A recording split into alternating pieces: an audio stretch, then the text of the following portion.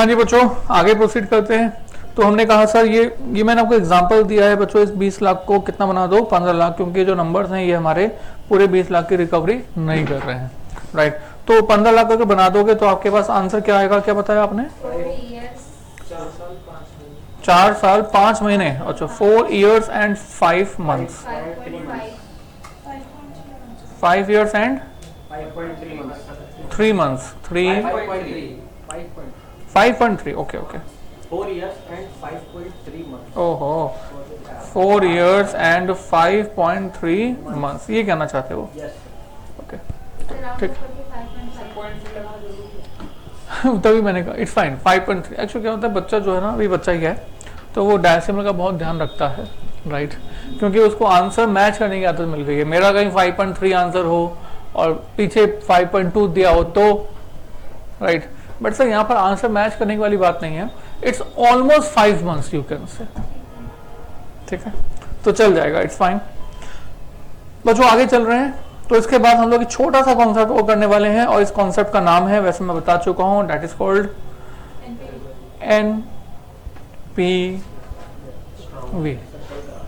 बहुत छोटा सा कॉन्सेप्ट है, नाम बड़ा लिखा है मैंने, but concept is very small. अब देखो बहुत सिंपल है, तो सुनिएगा, बहुत सिंपल है। देखो पूरे प्रोजेक्ट की लाइफ में हमने टोटल कैश इनफ्लो कितना अर्न किया? हमने कहा हमने जो कैश इनफ्लो अर्न किया, प्लीज ऊपर एक बार, पूरे प्रोजेक्ट की लाइफ में हमने अर्न किया 4 लाख, 3 लाख, 3 लाख, 4 लाख, 4 लाख। ये मैं पहले वाला एग्जांपल ले रहा हूं जो मैंने इससे पहले किया था, राइट। इसमें से अपना डिजायर रिटर्न हटा दो, इसमें से अपना डिजायर रिटर्न हटा दो, हटा दिया, फिर आपके पास क्या बच गया? Present value of cash inflow, right. Make a addition of all this, 1394,420, ठीक है। अब इसमें से आप अपना जो अपनी जेब से खर्च कर चुके हो ना, आप अपनी जेब से कितना खर्च कर चुके हो? 10 लाख। आपने जो अभी माइनस किया है प्रेजेंट वैल्यू 9%, वो क्या चीज माइनस की है? डिजायर रिटर्न, अपना ब्याज या अपनी इच्छा कि हम लोग इस प्रोजेक्ट से कितना रिटर्न अर्न करना चाहते हैं। इसमें से और क्या हटा दो? इसमें से हटा दो आपने अपनी जेब से और क्या इन्वेस्ट किया। आपने अपनी जेब से इन्वेस्ट किया कितना? 10 लाख।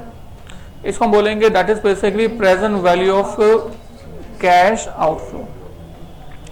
अब आपके पास जो बच जाएगा, हाँ, अब आपके पास जो बच जाएगा that is called net present value, NPV. तो बच्चों ये एनपीवी बेसिकली क्या चीज है? Present value of cash inflow minus present value of cash outflow, है ना।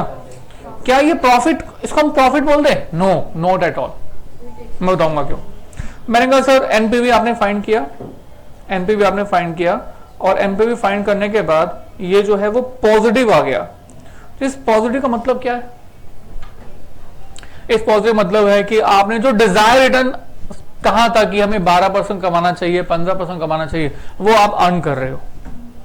इसके अलावा आपने अपनी जेब से जो इन्वेस्ट किया था वो भी आप अर्न कर रहे हो। उसके बाद भी आपके पास कुछ बच जाता है।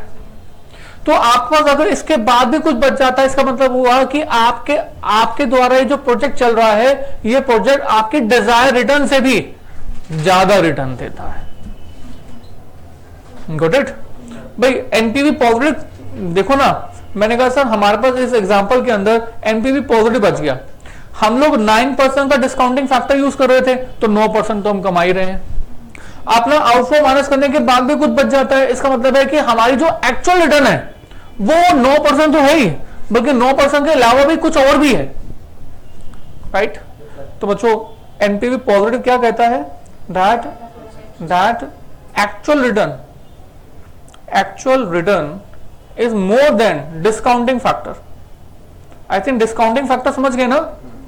जिस रेट से हमने कैश इनफ्लो में से अपनी डिजायरेबल रिटर्न माइनस की है, एक्चुअल रिटर्न जो है वो उससे भी ज्यादा है। इज इट गुड और बैड? That is good. जितना ज्यादा रिटर्न हो उतना अच्छा है। तो ऐसे केस में हम लोग प्रोजेक्ट को एक्सेप्ट करेंगे, रिजेक्ट करेंगे? हाँ जी, हम लोग कहेंगे प्रोजेक्ट विल बी एक्सेप्टेड। अगर ये नेगेटिव हो तो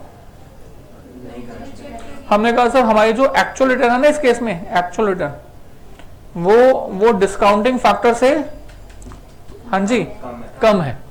मतलब हम लोग अपनी मिनिमम डिजायर रिटर्न जो अर्न करना चाहते थे वो भी अर्न नहीं कर पा रहे। तो अब हम क्या करेंगे, प्रोजेक्ट को एक्सेप्ट करें या रिजेक्ट करें? Project will be rejected. अब अगर मैंने कहा सर एनपीवी 0 आ गया, exactly equal to 0, what do you mean by this? Right, actual return is equal to discounting factor. देखो मैंने आपको कहा था कि एनपीवी अगर 0 आ जाए तो ये प्रॉफिट नहीं है। मैंने कहा अगर एनपीवी जो भी आ जाए वो प्रॉफिट नहीं है, क्योंकि अगर एनपीवी 0 भी आ गया ना, इसका मतलब है कि आप, ऐसा नहीं है कि प्रॉफिट नहीं कमा रहे। एनपीवी अगर 0 आ गया तो आप एक्चुअल रिटर्न कमा रहे हो, बट ये जो एक्चुअल रिटर्न है वो किसके इक्वल है? डिस्काउंटिंग फैक्टर के। तो अगर एक्चुअल रिटर्न डिस्काउंटिंग फैक्टर के बराबर है तो आपकी रिटर्न तो है ना, राइट। तो बच्चों इस केस में जो आपका डिस्काउंटिंग फैक्टर था ना, उसी को हम बोलते हैं IRR। इस केस में आपका जो डिस्काउंटिंग फैक्टर था, जिस रेट से आपने माइनस किया थी, प्रेजेंट वैल्यू निकाली थी, उसी को हम क्या बोलते हैं? Internal rate of return. अगली क्लास हमारी पूरी की पूरी IRR के ऊपर बेस्ड होगी। आपको मैं हल्का सा एक आइडिया दे रहा हूं कि IRR होता क्या है। IRR मुझे बताओ, अगर मैंने आपको कहा बताओ IRR का मीनिंग क्या है? IRR is the rate at which NPV is equal to 0। IRR is the rate at which IRR is the actual return of the project। ठीक है, तो बच्चों ये हमारा IRR है। अच्छा इस केस में आप क्या कहते हो, प्रोजेक्ट को एक्सेप्ट करें या रिजेक्ट कर दें? इट मे बी एक्सेप्टेड और इट मे बी रिजेक्टेड। मतलब इस केस में हम अपने प्रोजेक्ट को, हमारे इस प्रोजेक्ट को एक्सेप्ट भी कर सकते हैं और रिजेक्ट भी कर सकते हैं। मींस हम लोग दोनों काम कर सकते हैं। हम लोग ये नहीं कह सकते कि एक्सेप्ट है या रिजेक्ट है। We can do anything. Why anything? हम एक्चुअल रिटर्न तो कमा रहे हैं, बट सर हमारी एक्चुअल रिटर्न के अलावा अगर कोई प्रोजेक्ट ऐसा अवेलेबल है जो कि इससे ज्यादा दे सकता है, we will go with that project. Otherwise this is a best one.